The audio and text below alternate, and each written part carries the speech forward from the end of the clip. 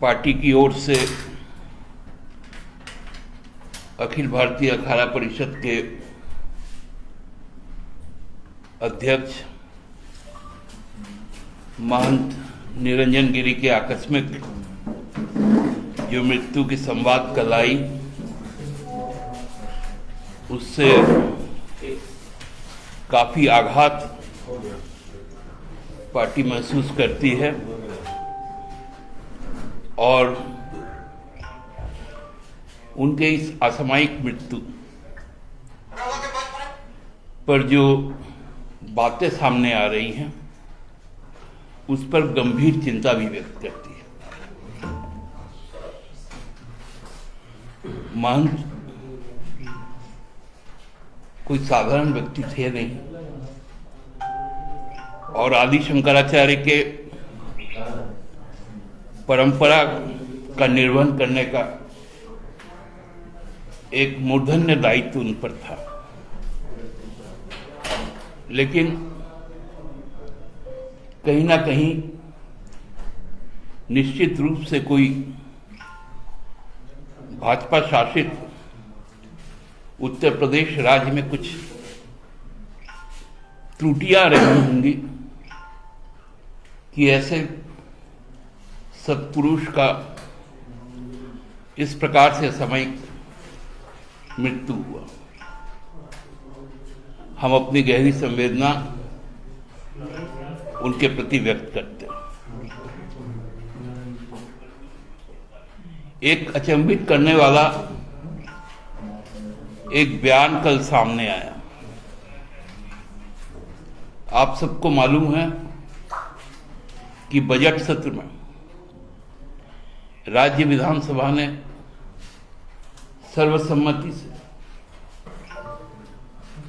जो आसन्न जो जनसंख्या का जो सेंसस होने वाला है, जो गिनती होने वाली है, उस विषय में एक प्रस्ताव पारित किया। उस प्रस्ताव में जातिगत जनसंख्या के साथ साथ जो यहाँ की आदि धर्म है, सरना धर्म, उसका भी एक रिलीजन कोड में उसको शामिल करने का एक प्रस्ताव पारित किया गया। चालू मानसून सत्र जब था, उसके अंतिम दिन सदन की राय से माननीय मुख्यमंत्री जी ने आदरणीय प्रधानमंत्री जी को एक पत्र लिखा था कि इस राज्य से सर्वदलीय एक प्रतिनिधिमंडल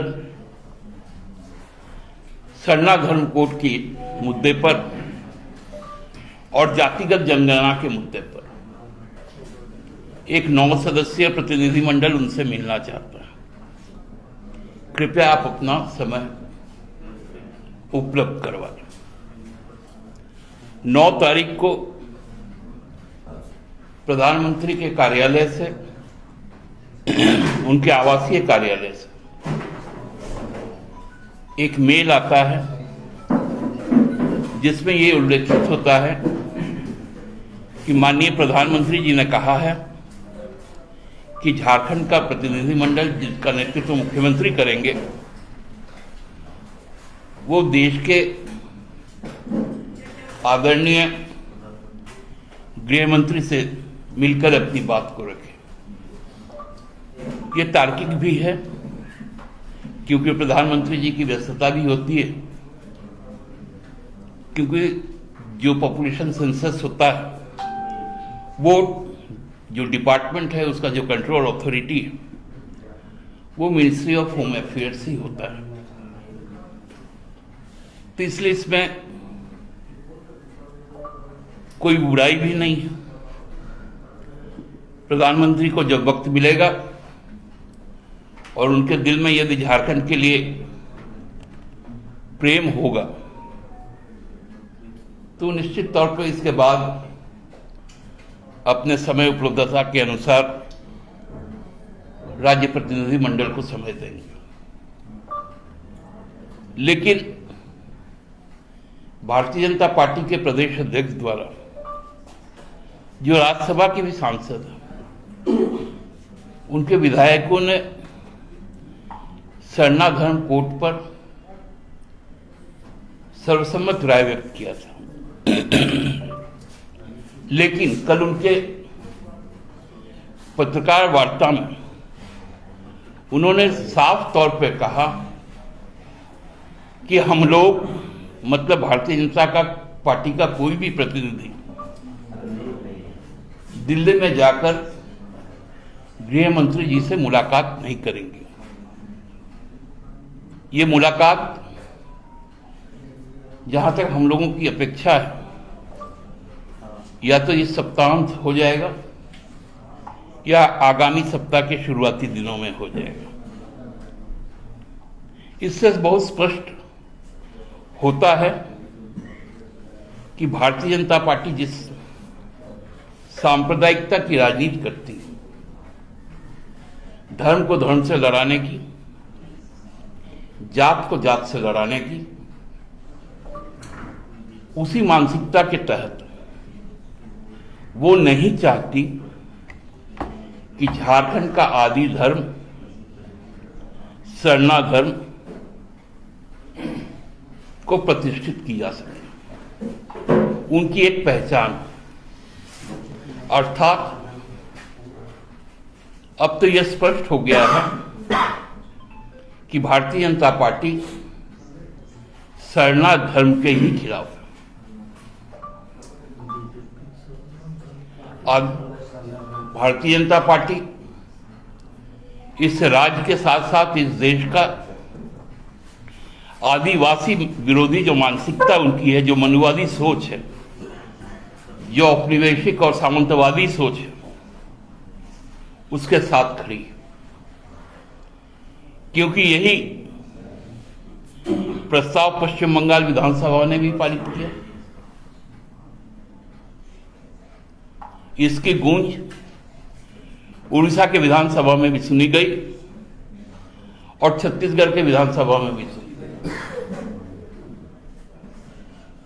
मतलब जो पूर्वी भारत के जो मुख्यतः 4 जो आदिवासी बहुल स्टेट्स हैं, झारखंड, छत्तीसगढ़, उड़ीसा, बंगाल, नॉर्थ ईस्ट को छोड़कर, वहां की लोगों की आवाज भारतीय जनता पार्टी दबाना और कुचलना चाहती है, क्योंकि उनको डर है हेमंत सोरेन सरकार से। आप लोग जानते हैं कि पहली बार इस भारत देश में झारखंड सरकार ने यह निर्णय लिया था कि हम जो यहाँ के जो आदिवासी बच्चे हैं उनको हम विदेशों में पढ़ाने को भेजेंगे, और एक संकल्प लिया था मारंग गांव के जयपाल सिंह मुंडा प्रवासी योजना के तहत। और खुशी की बात है, और मैं धन्यवाद देना चाहता हूं माननीय मुख्यमंत्री जी को और माननीय आदिवासी कल्याण मंत्री जी को, कि उनकी तत्परता ने 6 माह के अंदर 6 छात्रों का चयन भी कर लिया और उन्हें सबसे प्रतिष्ठित दुनिया की यूनिवर्सिटी जो लंदन में स्थित है, ऑक्सफोर्ड यूनिवर्सिटी, वहां पढ़ने के लिए भेजने का निर्णय भी ले लिया। कोटि कोटि धन्यवाद हम लोग देते हैं इस सरकार को। आप सबको ये ज्ञात है कि इस देश का पहला ट्राइबल, पहला आदिवासी छात्र 1922 में ऑक्सफोर्ड यूनिवर्सिटी में गया था। उन्हीं का नाम था मारंग गांव के जयपाल सिंह मुंडा जी।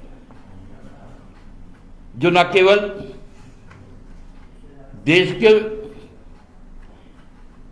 जो संविधान सभा उसके भी सदस्य रहे, ओलंपिक में देश का हॉकी में उसको लीड भी किया और गोल्ड भी लाया। ऐसे महान भाजपा के मित्रगण, मैं बहुत श्रद्धा के साथ माननीय अटल बिहारी वाजपेयी जी का नाम लेता हूं कि उन्होंने एक सोच के तहत अपने कैबिनेट में पहली बार आदिवासी मंत्रालय बनाया था। हम सब उस समय उनको धन्यवाद दिए, लेकिन उसके बाद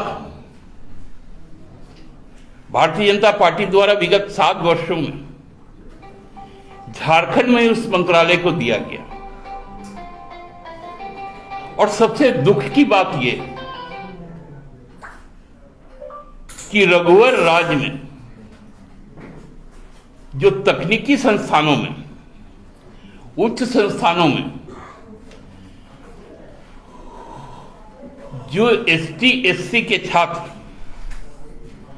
पढ़ाई करते थे, उनके स्टाइपेंड को रोक देने का काम किया गया।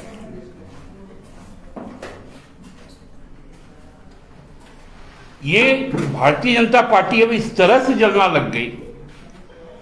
कल हम सुन रहे थे देवघर एयरपोर्ट की बात। माननीय प्रदेश अध्यक्ष जी तो किस भाषा में बात करते हैं समझ में नहीं आ रहा था। क्या बेचैनी थी उनमें कि अप्रोच रोड नहीं बन पा रहा है, हवाई अड्डा के लिए जमीन नहीं दी जा रही है। कितना उद्विग्न थे। कहते कहते झूठ बोलने का क्रम जो शुरू हुआ था कश्मीर से, चुनाव प्रचार में आदरणीय भारतीय जनता पार्टी के स्टार प्रचारक श्री नरेंद्र दामोदर दास मोदी जी के द्वारा कि मेरा सपना है हवाई चप्पल पहनने वालों को हवाई जहाज में बैठाना। वो काम जब हेमंत सोरेन जी ने 2020 में करके दिखा दिया, कोरोना की महामारी में हजारों लोगों को एयरलिफ्ट करवा के हवाई चप्पल में खाली पैर में यहां पर उतारा, सब बातें भूल जाते हैं क्या ये लोग? आप लोग हवाई बात करते हैं, हम लोग जमीनी बात करते हैं।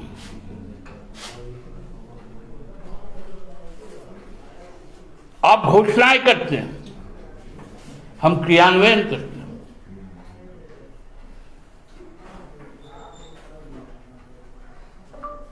समझ में नहीं आता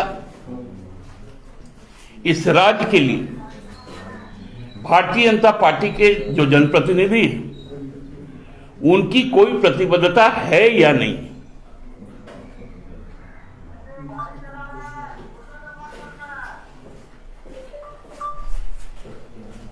हमको तो समझ में नहीं आता। जीएसटी में पैसा बाकी है, मिनरल रॉयल्टी के पैसे बाकी हैं, मनरेगा का पैसा बाकी है, फूड सिक्योरिटी का पैसा बाकी है, मेडिकल एड बाकी है। उस पर कभी भी 14 सांसद 16 सांसद एक बार भी जाके नहीं बोलते। यहां से 2-2 केंद्रीय कैबिनेट मंत्री,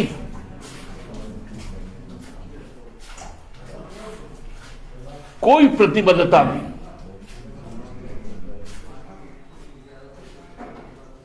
कहीं कोई झारखंड से लगाव नहीं,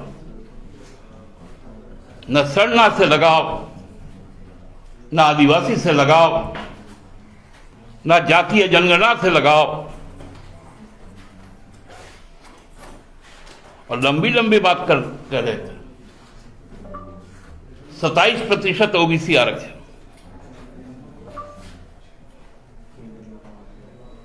माननीय सांसद महोदय, आप लोग संसद में बैठे रहते हैं और देश की राष्ट्रीय संपत्तियां बेची जाती है, आप उस पर ताली बजाने का काम करते हैं, और वो जब प्राइवेट हाथों में चल जाएंगी तो कोई भी रिजर्वेशन पॉलिसी नहीं रहेगा।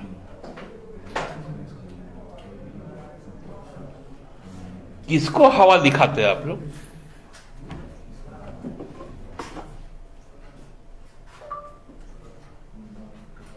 संसद में बैठकर देश बेचने वाले, 28 ओबीसी मंत्री बनाने वाले,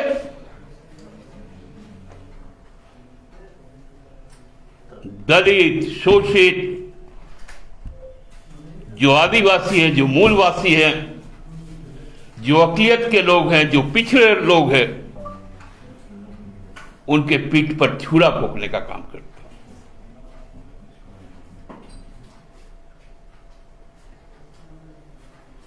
इसलिए मैं तो अब बोलते बोलते थक भी गया हूं। विगत 7-10 दिन से मैं कुछ बोल ही नहीं रहा था, लेकिन इतना झूठ, इतना फरेब के बाद कोई कैसे अपने आप को रोक सकता है?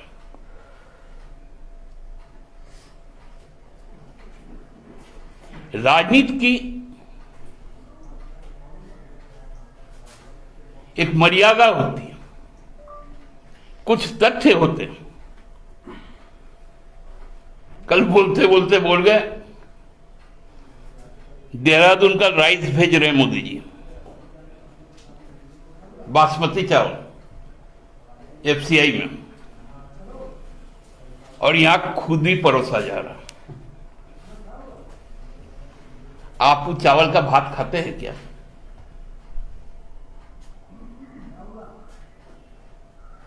आप तो अपने जमाने में जमशेदपुर के मेरीन ड्राइव में 500 मीट्रिक टन धान को फेंक देने का काम किया था, चावल को कीड़ा लगा हुआ।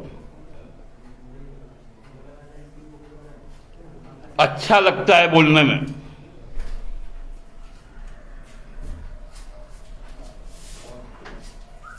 प्रधानमंत्री जी हम लोगों को बासमती भेजते हैं।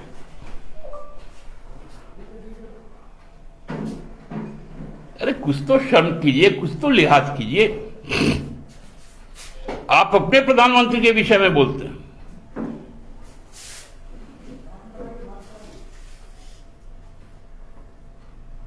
देश के प्रधानमंत्री भारतीय जनता पार्टी के नहीं, वो देश के प्रधानमंत्री। उनका चुनाव के वक्त में दलीय कमिटमेंट हो सकता है, लेकिन आम दिनों में उनकी कमिटमेंट देश की 135 करोड़ जनता के साथ।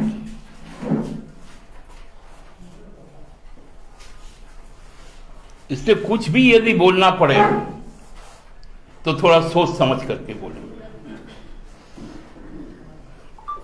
आज इतना ही आप लोगों से कहना था। कोई यदि प्रश्न आपके हैं तो वो आमंत्रित। गृह मंत्री से जाएंगे मिलने या फिर प्रधानमंत्री ने तो समय नहीं दिया मुख्यमंत्री को? नहीं, जहां तक मुझे ज्ञात है गृह मंत्री जी से समय के लिए संपर्क किया गया है, और जैसा मैंने कहा कि सप्ताहांत के आगामी सप्ताह की शुरुआत में जैसे उनका समय मिल जाता है, 9 सदस्यीय प्रतिनिधिमंडल सर्वदलीय, क्योंकि भाजपा तो अब राजनीतिक दल रह ही नहीं गई, वो तो सांप्रदायिक दल है। इसलिए जो राजनीतिक दल के, राजनीतिक सोच के लोग हैं, वो लोग मिलने जाएंगे। तो भाजपा के लोगों को आमंत्रित नहीं करेंगे? हमने तो कहा था कि सर्वदलीय, उसमें भाजपा भी है। अब जो विधानमंडल में अपना दल का नेता भी नहीं चुन सकता, दिक्कत तो उनके लिए यही है कि जाएगा कौन। दादा ये लोगों को जो ऑक्सफोर्ड में जिसका एडमिशन हुआ है, जिन आदिवासी समाज के बच्चों का, वो कहाँ के हैं, अब तक क्या पढ़ाई कर रहे थे और ऑक्सफोर्ड में किस चीज की पढ़ाई कर रहे हैं? सारी औपचारिकताएं 23 तारीख को माननीय मुख्यमंत्री जी आप लोगों के साथ में शेयर करेंगे। दादा बीजेपी कह रही है कि ओबीसी आरक्षण जेएमएम के था मैनिफेस्टो में, तो क्या जेएमएम अपने सहयोगी दल का भी बात नहीं सुन रही है, कांग्रेस का भी, या कांग्रेस को अब जेएमएम पे विश्वास नहीं है? ये धरना प्रदर्शन क्यों, क्रोकोडाइल का टीयर्स क्यों दिखा रहे हैं? देखिए, यही तो उनके समझ का फर्क है। ये धरना प्रदर्शन जो हमारे सहयोगी दल कर रहे हैं, इनका ये राष्ट्रीय मुद्दा है और राष्ट्रीय कॉल है। जहां तक इस राज्य के विषय में कहना है, बहुत जल्द विधानसभा में भी आदरणीय मुख्यमंत्री जी ने कहा है कि हम नियोजन नीति लेकर आ रहे हैं, और वो नीति जब आएगी और उसकी शुरुआत भी अब होने जा रही है, तो आप देखिएगा ये प्रावधान उसमें रहेंगे। इसलिए आज का जो कांग्रेस का धरना है वो इस राज्य से संबंधित कम केंद्र के छलावा के विरुद्ध है। आपका स्टैंड क्या ओबीसी आरक्षण को लेकर? निश्चित तौर पे हम भी कमिटेड है अपने घोषणा पत्र के साथ, और हम भी 27% की जो, और हम लोगों का तो और भी ज्यादा उसमें मांग है। तो वो सारी चीजें को देखकर जब आ जाएगी नियोजन नीति, आप लोगों के सामने कहेंगे। दादा एक सवाल है, आप कहते हैं जीएसटी का पैसा बाकी है, माइंस मिनरल्स का पैसा बाकी है, सब वो केंद्र देती नहीं। बीजेपी कहती है कि हमने फलना रोड के लिए, NH 92 के लिए, NH 75 के लिए, इस तरीके से कितने पैसे दे कर रखे हैं। सरकार रोड बनाने का भी काम नहीं कर रही, कनेक्टिविटी में कौन सा उसको दिख रहा है। तो बहुत सारे पैसे ऐसे विकास के कार्य के जो आ चुके हैं, सरकार उस पर अमल नहीं कर रही है। सरकार, आप लोग तो रांची में कोई नए तो आए नहीं। NH 33 कितना दिन में बना था भारतीय जनता पार्टी के राज में, जो आपको बरी से लेके बरागोड़ा तक का। काटाटोली का फ्लाईओवर का क्या हुआ? तो इन सब बातों से भी उनको पूछिए ना कि 6 महीना में हाड़ाडी में पुल कैसे धंस गया था, 420 करोड़ का डैम कैसे बह गया था उद्घाटन के दिन। ये सब कुछ प्रश्न आप लोगों को उनसे करनी चाहिए। जो प्रश्न उनसे करनी चाहिए वो प्रश्न आप लोग हमसे करते हैं। विडंबना तो यही है हम लोगों की। दादा प्रश्न ये है कि जेपीएससी की परीक्षा में एक प्रश्न को लेकर बड़ा विवाद हो रहा है। इसमें ये कहा गया है कि ईसाई मिशनरियों के प्रभाव को खत्म करने के लिए, मतलब कन्वर्जन को लेकर के कुछ लोगों ने आंदोलन चलाया था। इस सवाल को लेकर के कुछ संगठनों ने विरोध किया है। आपकी पार्टी सोचती है दादा कि इस तरह के प्रश्न नहीं पूछे जाने चाहिए ताकि समाज में विभेद उत्पन्न नहीं, देखिए, कम्पिटिटिव एग्जाम कोई भी हो, उसके जो प्रश्न पत्र होते हैं वो एक्सपर्ट तय करते हैं।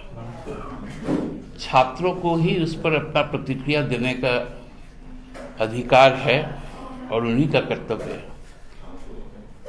इन सब चीजों पे राजनीतिक प्रतिक्रिया का हमको लगता है कोई सही जवाब नहीं हो। सर, आपकी पार्टी बोलती है कि अनुसूचित जाति जनजाति के लिए काम कर रही है, लेकिन एनसीआरबी का डाटा अभी आया है, उसमें ये शो कर रहा है कि SC/ST के खिलाफ और अपराध यहाँ बढ़े हैं। देखिए, एनसीआरबी के आंकड़े जो आते हैं वो आंकड़े जो रजिस्टर्ड होते हैं वही आते हैं। क्योंकि हमारी सरकार में आप देख रहे होंगे विगत 1.5 वर्षों में कि कोई भी छोटा मोटा अपराध भी होता है तो उसका बहुत त्वरित उद्भेदन हो रहा है। तो उसके कारण क्या है कि चीजें सामने आ रही और न्याय के साथ हम लोग आगे बढ़ रहे हैं। पहले दबा दिया जाता था, आपको एक किस्सा मैं आपको बता दूं, याद करवा दूं। 2016 का रामटहल चौधरी जी के एक इंजीनियरिंग कॉलेज है, उसमें एक छात्रा की मौत हो गई थी।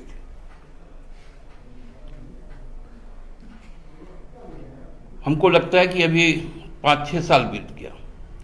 तत्कालीन मुख्यमंत्री ने सीधा तौर पे कहा था, मैं पूरे दायित्व के साथ कहता हूं, कि इसमें कुछ सफेद पोस्ट लोग जुड़े हुए। ये उनका बयान था, जिसका हम बहुत जल्द उद्भेदन करेंगे।